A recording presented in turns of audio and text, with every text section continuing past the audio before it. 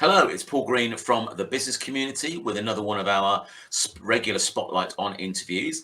And this morning I'm joined by Bharat Panchal of C4 Secure. Good morning, Bharat. Good morning, Paul. So he's in the hot seat today. So we're going to find out a little bit about his business journey, what makes him tick, and then he's going to share a few security tips with us later on in the session. So before we start that, Bharat, do you just want to introduce yourself and let people that might be watching this or listening to this know who you are and what you do? Yeah, Bharat Panchal, as Paul has already mentioned, from C4 Secure, we are focusing on helping businesses ditch the password, but without compromising security and secure access to their data. The whole thing is about identity assurance, knowing who the person is that is coming into your data, rather than just allowing somebody to have a password to basically enter and do whatever they want to do with your information. In a nutshell, that's what we do. Okay, fair enough. So tell me a little bit about your business journey and how C4 Secure came about. Put my teeth in. C4 Secure came about. Well, I'm a little bit of probably aversion to social media, but certainly not aversion to business in the sense that we started business life, myself and my colleague, about 30 years ago, when it was fashionable to want to go into business and have this driving urge to be your own boss. So in 1992, we started a reseller ship selling Olivetti equipment and accounting systems based around Sage and Multisoft, as it was called at the time. That progressed on, and as is a life situation, you meander through making taking avenues where you know that there's going to be some kind of revenue, and that leads you into areas that perhaps you don't want to be in, or maybe you're not exactly where you should be. So 30 years on, we decided that myself and my partner would part company, because the business that we were running at the time, whilst very healthy, had gone into an area that I wasn't comfortable with, but he was. So in essence, we parted, and C4 Secure was born. I wanted to go back to my roots of identity branding. In other words, being associated with something that was tried and tested, and therefore the company would flourish on the back of their reputation. Fair enough. Sounds reasonable. So you introduced yourself and you said that effectively you're trying to get rid of passwords. So that might seem a little bit odd for people. As soon as the passwords go, then how does your security how is that sustained? So you want to say a little bit more about what that actually means? What replaces the password? What are the sort of things that you put in place so people can still be secure without having to remember their probably easy to remember password? Yeah, I mean, passwords are now an established method of securing information, and whilst they are good, or were good, unfortunately, the flip side, i.e. the people that you want to keep out, are getting cleverer too. So mechanism, we're all humans, unfortunately. The mechanism had to be devised that helped both end users exercise a degree of modicum in terms of what their password should be. But the difficulty is that because of the processes that these unscrupulous people apply, you need to be in a position where you can remember passwords that are useful and meaningful. And unfortunately, therein lies the problem, because we as humans only have a capacity to remember certain things, and machine language isn't part of our everyday being. So unfortunately, we need help, and to eliminate the password will mean that people will not have to remember and exercise the diligence that they need to, that a computer or an external device can exercise. So it really is a question of how do you go about actually keeping the convenience for the end user to be able to access and do their work properly, without losing the element of security. So there's a balance of convenience and security that is going on. What we do is we with a product called RSA Secure ID, we employ or deploy external methods, and some people are already used to doing this two-step authentication or multi-factor authentication already. So it's just an external aspect that generates a code for you, so you don't have to worry about having to put exclamation marks at the end of your last password or recycle your previous 3 passwords. And that's only just for one application. Of course, you've got, you know, lots of applications that people will want to access, and trying to remember passwords for every one of those and have to change them regularly is a bit of a bind for a lot of people. So that's really where we see our future lies. Yeah, I've certainly seen it more and more. I mean, for example, this platform at the moment, StreamYard, I don't have a password for that. If I go to log in, it just sort of sends me an email, gives me a code. I put the code in, and that actually gets me in. So I'm not going to remember the password. I've seen more and more platforms do that. I think GoCard has recently introduced a two-factor authentication. I know historically, because I think my LinkedIn got hacked at some point somehow, Facebook as well. So now that's a similar sort of process as well. So you get a little, whether it's a text or email, just to confirm it's you. So it does make it a lot easier. I guess I'm like most that. I know it's a bad thing to do, but you tend to use the same password across all different platforms just to make it easy to remember. And of course, if one gets hacked, then potentially they'll just get in and using the same thing. So I totally get it. Yeah, absolutely, absolutely. So, so what got you into that in the first place? Then, what was the main attraction? I know you came out of the business with your partner. What had you choose that particular avenue to go down? You said that it was sort of related to your past. So, what was the sort of like connection there? Would you say? Well, IT has always been throughout my working life prominent in forging effectively a career for myself. I think that as a person, I try to relate myself and my problems to the business problems that other people will suffer, because if I suffer them, they certainly will themselves. So conceptually, this is a problem that everybody actually suffers in some shape or form, whether they are a single user or whether they are, a multi-corporate organization. I just felt that there was a need for need for me to go and help businesses start to become more and more aware. But on the other side, of course, you've got, GDPR, and our friends are at the ICO. The businesses by law have to be compliant in terms of the information that they keep, and to be able to safeguard it. But of course, if you're giving or leaving open doors for people to come in, then you're not really complying with GDPR. So it's a business problem that occurs for everybody. And there is a business solution for it. And as you quite rightly say, people are introducing measures to help users to access their particular application. But of course, passwords without any context or any meaning behind, in other words, without assessing the risk, is really not a good situation. It's not a one-size-fits-all scenario that unfortunately people believe that passwords, removing the passwords will do for them by this two-factor authentication, etc. You've heard of SMSs being hacked now, and mobile phones being used by, private mobile phones being used by people in work scenarios. How do you police it? It's very difficult unless the corporate actually starts putting in a proper governance in terms of where the password and how the password scenario is actually administered.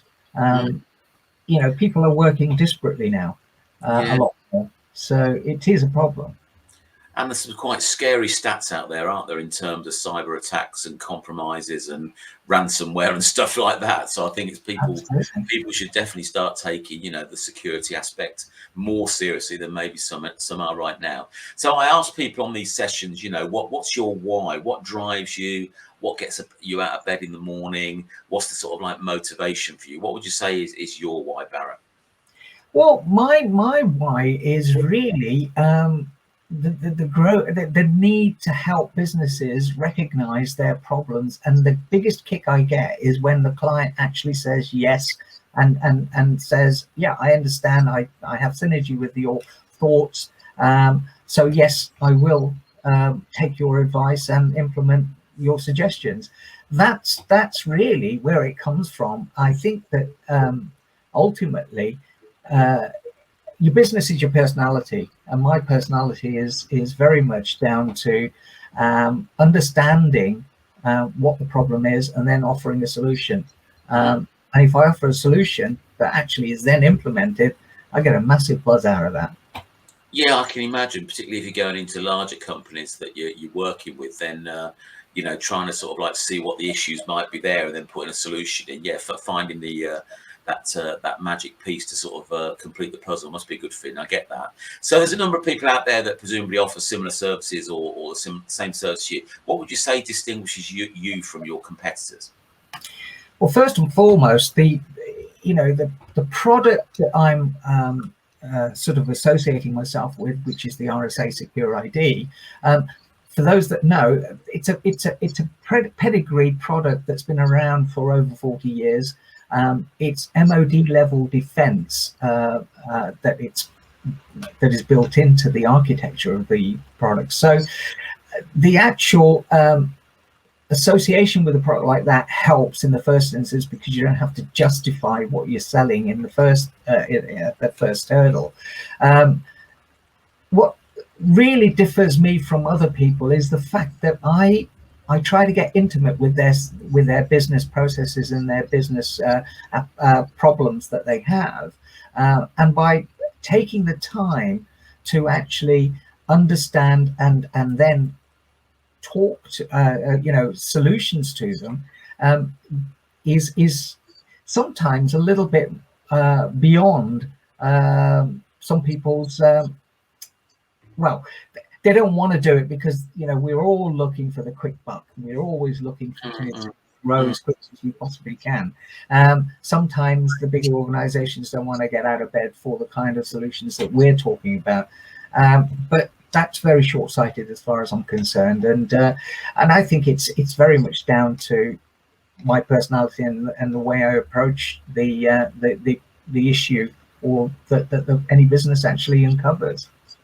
Absolutely, I'd agree with that. I think you come across as being passionate and caring about the service that you offer, rather than it just being a function. So who would you say? Do you have like ideal clients that you're looking to engage? Is there a sort of like sweet spot for you? Well, I think that in essence, the businesses that we deal with, there is no real industry type, because the problem that we're talking about applies to really a cross section, or across the board in terms of the business side. I think anybody who wants to protect their data seriously is the kind of client we're looking for. However, we have to appreciate that there is a cost element, and some people will go the cheap and cheerful route, or some people will actually look to address it in a way that they think, as I mentioned, on a one-size-fits-all scenario. I think that realistically, for a proper company implementation, most businesses above 10 users will feel the benefit more than the smaller organizations, where the end users are pretty much known to it's a flat file structure. They're all sitting there doing each other's jobs effectively, and that is not so. Security doesn't become so much of an issue because the users are too familiar in terms of the business itself. So yeah, I think 10 plus users, you seriously should be looking at, well, the balancing of security and the convenience aspects. Mm-hmm. On the security front, on the like smartphones now, you've got face recognition, you've got fingerprint ID to get into the phone. Do you think that's something, maybe it is already in business? Do you think that's something that will come along, or do you think it'll always be the sort of No, biometrics is already an accepted form of authentication, effectively. But what you need is not so much just the biometric at the one end. You've got to have the back end engine basically analyzing and assessing the risk that that person is bringing at the time of getting into the system. Because in essence, people can do fingerprint reading, can do iris recognition, eye recognition and facial recognition and all that kind of thing. But that is only one part of the story. The other part is actually assessing, what kind of applications are they getting into? What role do they play in the business, and how important is that role to the validity of their access? So it's that contextual part at the back end that is also equally as important as giving them the tool to get in the first place. Yeah, that makes sense. So you've been in business for a long time, all good. So over that period of time, what would you say is the biggest challenge? Or maybe as you've been in business for 30 years, there might be a few challenges out there that you see, but if you're to pick one or two, what would you say the biggest challenges you face as a business owner? Yeah, you're right. The challenges have been numerous over the years. I think the biggest challenge is change as technology is more and more prevalent in business life, or in every. I use this phrase that every man is an IT expert. Because, and you can go down the pub and get yourself some kind of advice on how to put a network together.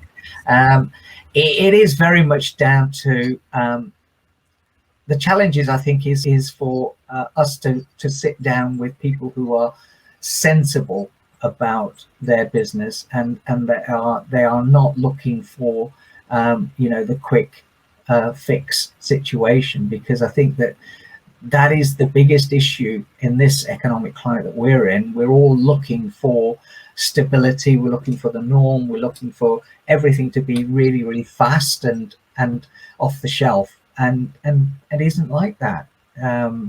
Things take time to get people's mindsets over, and after all, we are dealing with human beings, which is the weakest link in any business, as I would profess. But it is. I think every day is a challenge in different ways. Mm-hmm. That makes sense. Mm-hmm. Keeps you on your toes, doesn't it, Bharat? Absolutely. Well, you've kindly agreed to share some of your knowledge with us, so I'm just going to put you in solo mode, just really hand over the floor to you, and see you in a few minutes' time. So the floor is yours, Bharat. Okay, so basically, I just want to start off with some stats.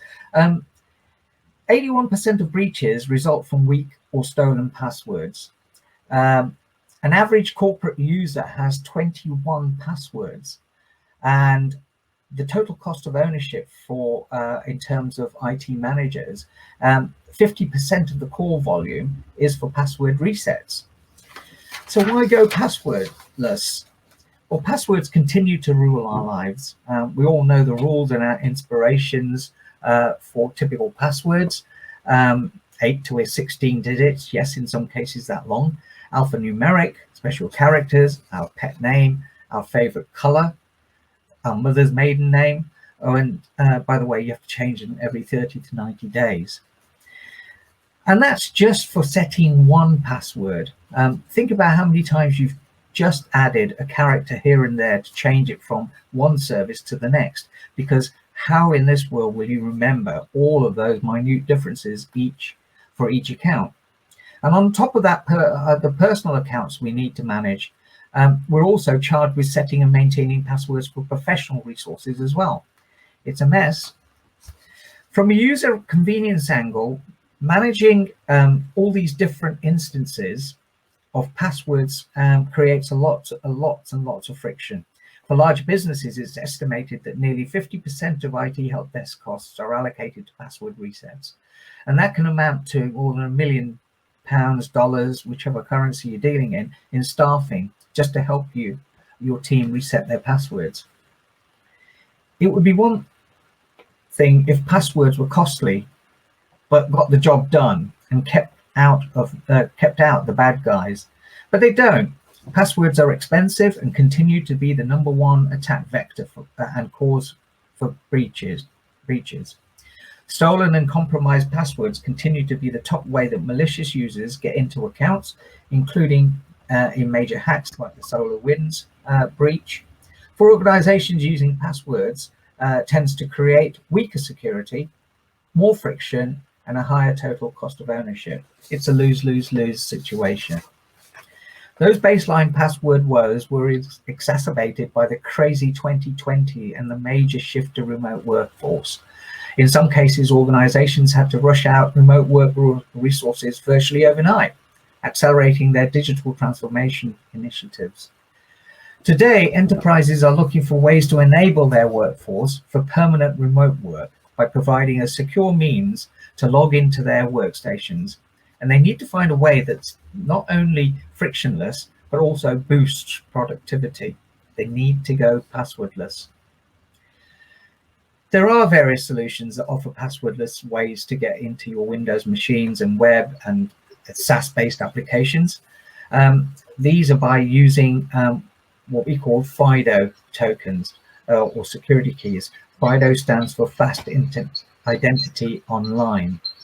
This capability provides multi-factor authentication to workstation logins that leverage FIDO as a hardware authenticator and meet the high assurance levels required for proving compliance without impacting user convenience.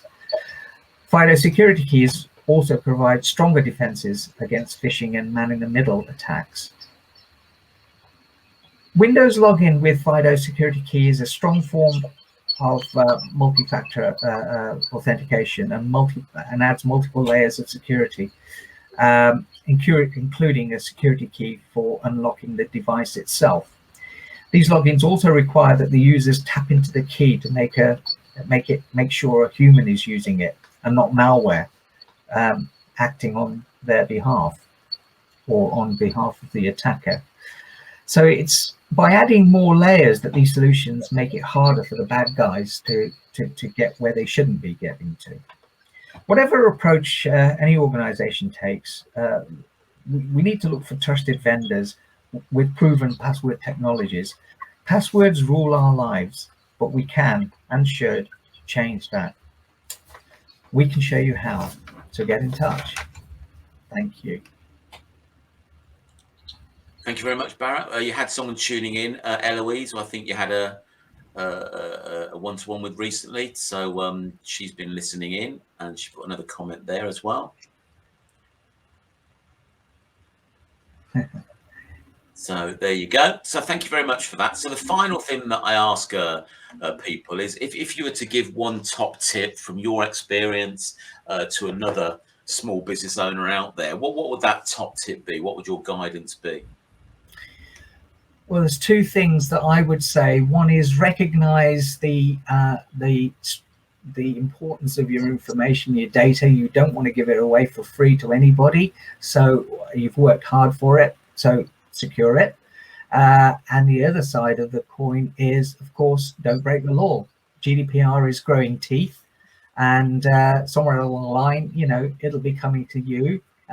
It's getting the big boys at the moment, but certainly it will filter down at some stage to us menials at the other end of the spectrum. So please, one thing that I would say is value your data, but secure it too. Absolutely. Good advice. So your ordeal is over, Bharat. So thank you for your time today. I'm going to close the live stream there. So thank you very much. No, thank you, Paul, for the opportunity. And I hope that people find it a little bit interesting, if not, a motivation to switch off too quickly. No worries. Thank you.